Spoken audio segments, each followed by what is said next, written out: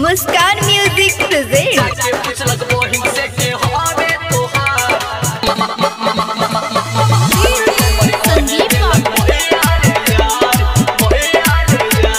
मुस्कान recording studio सिसहानिया चौक।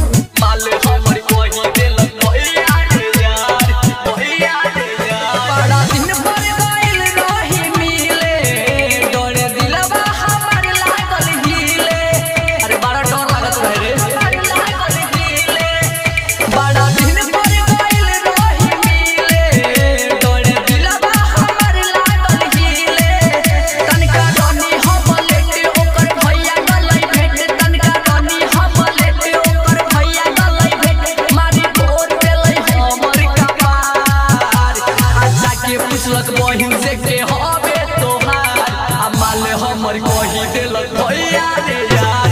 जाके पूछलक बहिन से के हवे तोहार माल हमर कही देलक भैया रे यार। संदीप बाबू जाके पूछलक बहिन से के हवे तोहार कही देलक भैया रे यार। भैया रे यार कहमे तू खाइल जब खैनी पिटैया बहुते बुझाइल जब कहलस उ भैया प्यार देखा के बनल हर जइया कहियो कहत रहे हमरे के सैया। अरे सोचलहु ना रही कैसे कहि रे कहमे तू खाइल जब खैनी पिटैया बहुते बुझाइल जब कहलस उ भैया प्यार देखा के बनल हर जइया कहियो कहत रहे हमरे के सैया। कमे हमर केला सारे ज्यादा शॉर्ट हमर फारे कमे हमर केला सारे ज्यादा शॉर्ट हमर फारे कोई दिहलस बेमार। जाके पूछलक बहिन से के हवे तोहार माल हमर कही देलक भैया रे यार। जाके पूछलक बहिन से के हवे तोहार माल हमर कही देलक भैया रे यार। संदीप बाबू जाके पूछलक बहिन से के हवे तोहार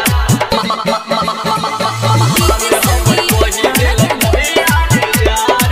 भैया रे यार।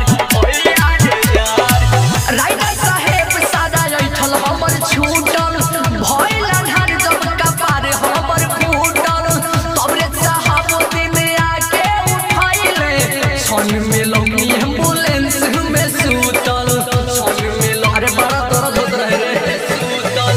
राइटर साहेब सादा ऐठल हमर छूटल भइल अन्हार जब कपार हमर फूटल तबरे साहब दिन आके उठैले सन में देखनी एम्बुलेंस में सुतल भइल रही हम बेहोश देही के काला के दोष भइल रही हम बेहोश देही के काला के दोष मारी दिहलक छिता